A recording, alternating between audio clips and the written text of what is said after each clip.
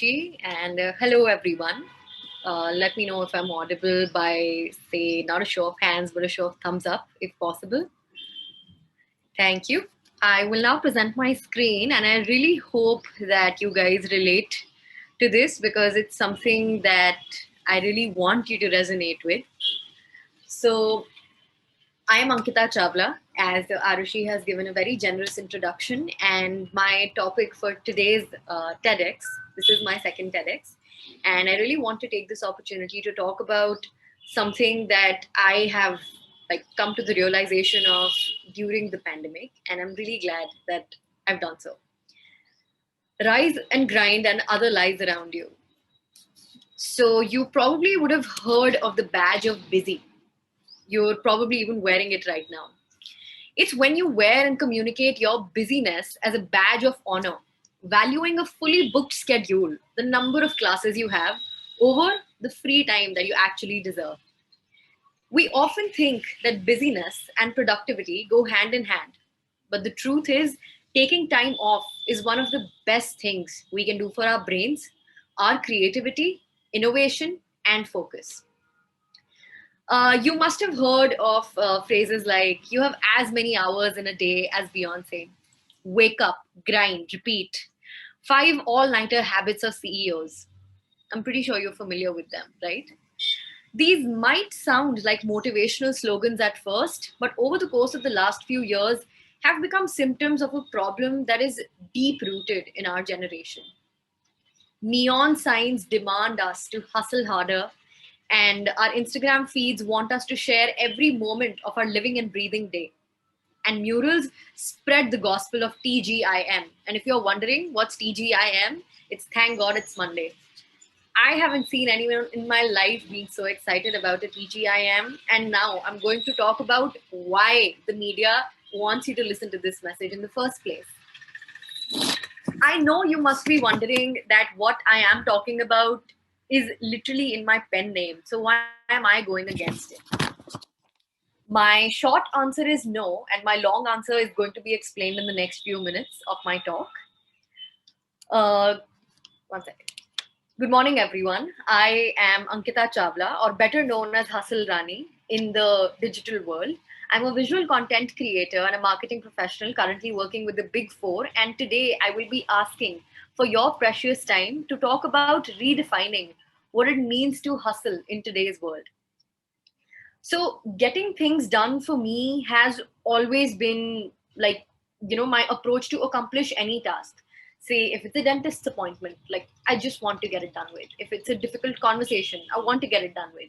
If it's a simple mail that I have to write, but it requires me to think a lot, let's just get it done with. Trying to accomplish 4 years worth of experience in 2 years of my career, let's just get it done. Wait, that doesn't really sound right. A lot of the pressure on us in today's generation, and especially with the pandemic, is surmounting to a level that is often not achievable. And the concept of people, both young and old, striving to be better versions of themselves, be it academically, physically, professionally, or socially, is not a new one. And it's completely okay to do so. As young people in schools, colleges, and jobs, we have hundreds of papers to write, millions of assignments to submit, lots of Instagram stories to be put, stories of sleep deprivation to be shared, and so many handmade lunches made with love to be refused. For you, as students, with the most crucial times of your lives around the corner, I understand how this pressure is mounting, and I truly empathize with your need to push harder. But because after all, it's all about scoring some of the most important and permanent grades of your lives. But hear me out. I want to focus on three topics today under the discussion of hustle culture. The first one talks about why buying into the hustle culture is so easy. Second, I will be talking about the effect on our mental health. And third, I will be talking about creating a rest ethic as strong as our work ethic. And trust me, it's a lesson I've had to learn the hard way after I went from my school to college to job process. And while I have the opportunity to talk to people who, like, I have been in the shoes of, I would want you to know of this lesson even before. because the only reason why we are here on a platform like TEDx is that we share our experiences so you guys don't have to make the mistakes that we did. So let's dive right into it. Why buying into the hustle culture is so easy. Uh, just to let you know, all the illustrations that I'm currently presenting are made by me.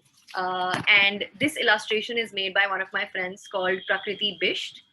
And I just wanted to keep the tonality of this slightly lively so that this does not seem like a sermon session to you, rather than something that you all can relate to and take a lesson from. So let's get to it. Why I feel getting into hustle culture is so easy. Why is it so easy to subscribe to the idea of pushing our bodies beyond its limits? And why is it that aggressive motivational quotes on Instagram are only present on pictures of lions for some reason? I mean, leave the lions out of this. I do not have an explanation for why lions are used to motivate us, but I do have an explanation for why we fall into this trap. It's very simple. We as humans, we are very driven to do good things. We are also quick to seek inspiration from others' good work. But social media wants to make sure we talk about it 24/7.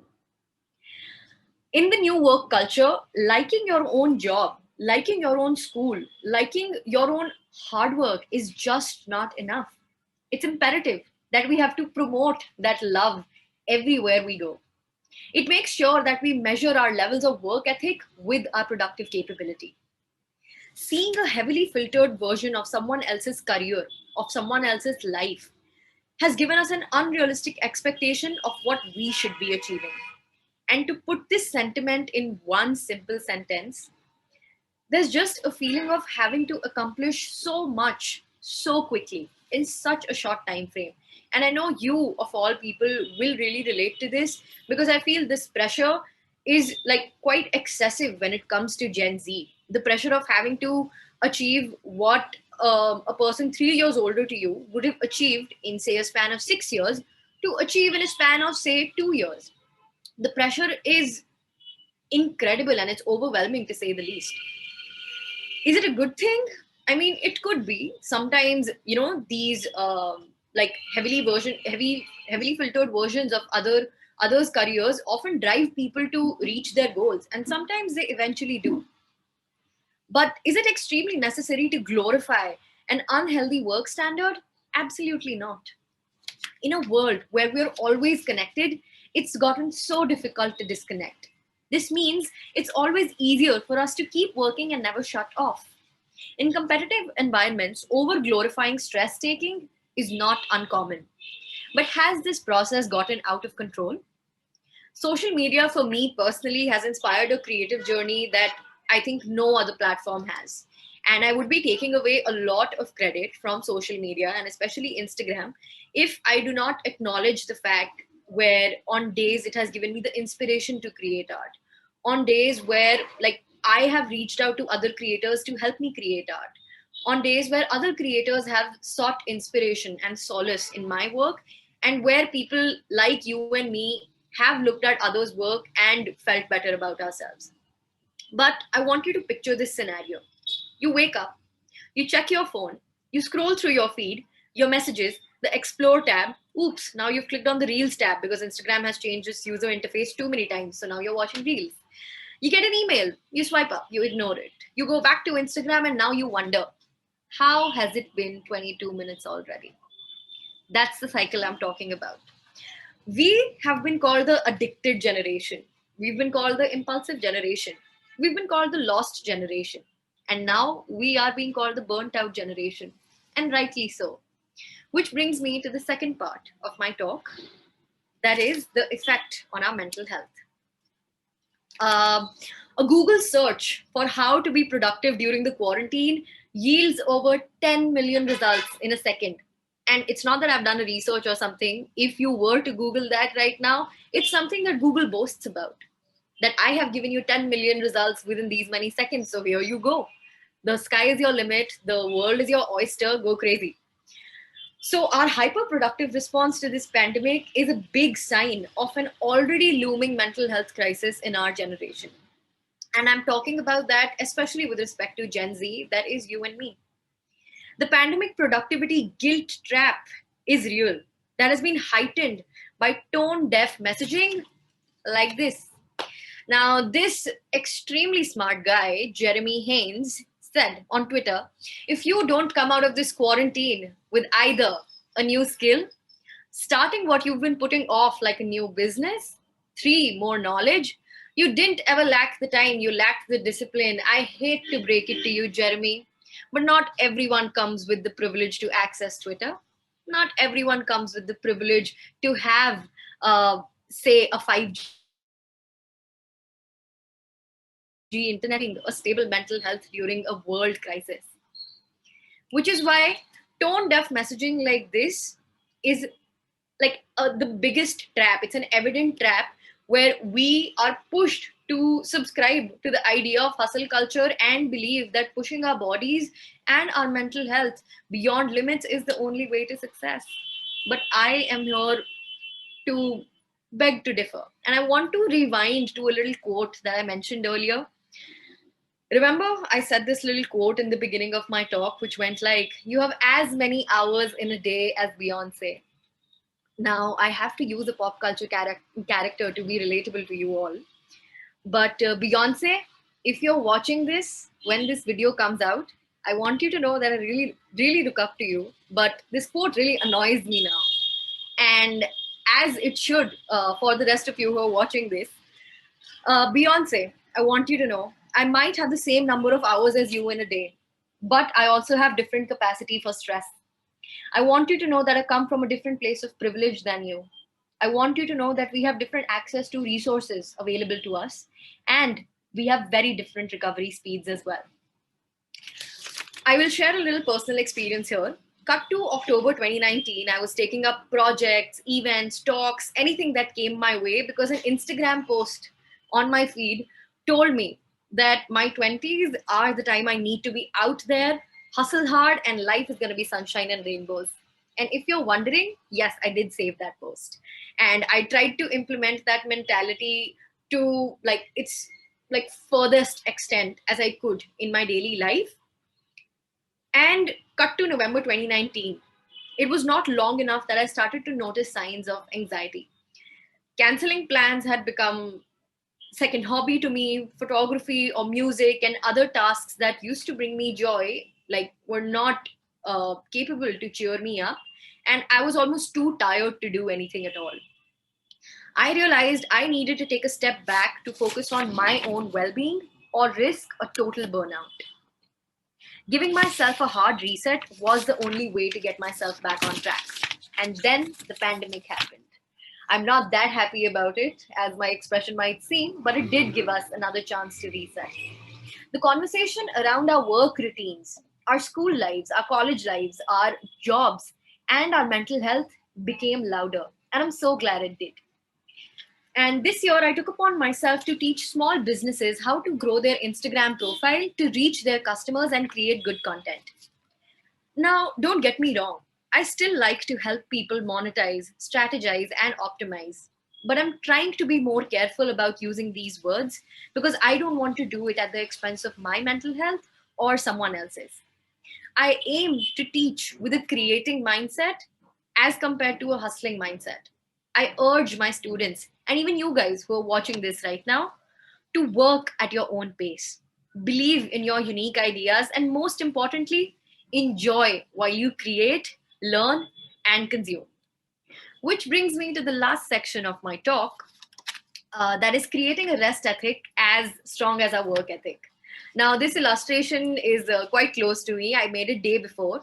Uh, there are a lot of souvenirs that you'll see saying "Home Sweet Home," but with the pandemic being there and our work from home routines, it's become "Home Sweet Cubicle." So, where exactly do we get the home flavor in the cubicle? When exactly do we rest? Which is what I'm going to talk about right now. Everyone is kind of aware of a work ethic, and a lot of people take pride in having a really good work ethic. There's nothing wrong with it. A work ethic is really necessary to get the job done, but it's important that you supplement a good work ethic with an equally well established rest ethic. Think of your work ethic and your rest ethic as two simple processes like inhaling and exhaling. Let me take you for a little activity. All of you who are watching this right now, we'll do a little breathing exercise. I will take you through the mind and body of someone who has a good work ethic. So when I ask you to inhale, you inhale. And when I ask you to exhale, you exhale. Simple. Is everyone with me? With a show of thumbs up? Awesome. Okay. Let's go through the mind and body of someone who has a good rest and work ethic. Inhale.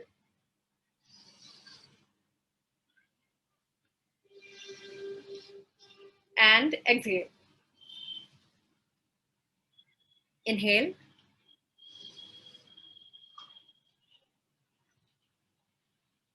And exhale. Now, pretty normal, right? That felt like a very comfortable exercise. That's what it's like to be in the mind and body of someone who has an established rest and work ethic. Now let's go through the mind and body of someone who does not have a good rest ethic. So inhale when I say so and exhale when I say so. Okay? 3, 2, 1. Inhale.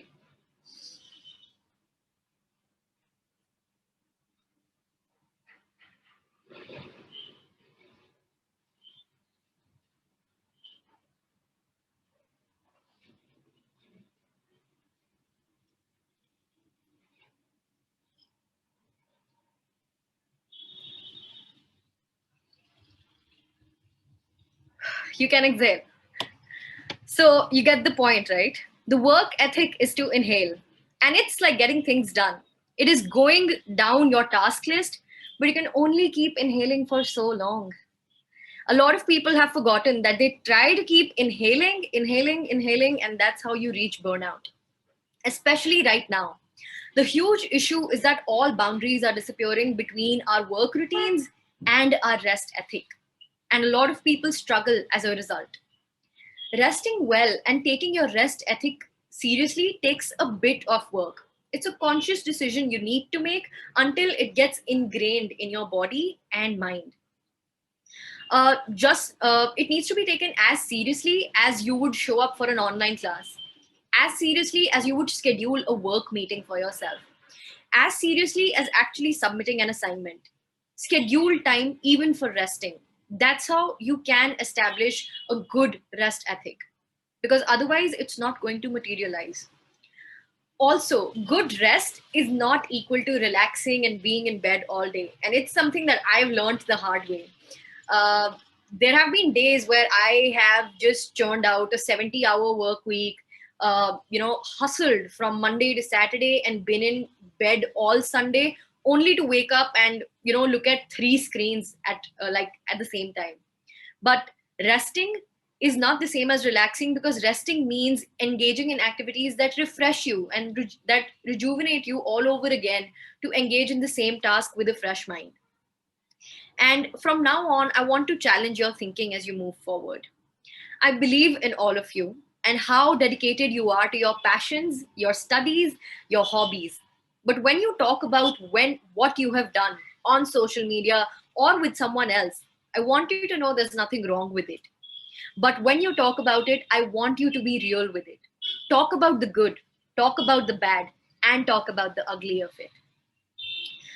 And when the time comes, take a break. And if you see someone struggling with boundary setting, I urge you to lend a helping hand and help a friend out. Because even if you have the same number of hours in a day as Beyonce, I trust you to use them while taking care of your mental health. And I think with that, we can make resting just as cool as working in a focused manner during our working hours. Thank you, everyone. I am Ankita Chawla, and thanks for coming to my TEDx talk.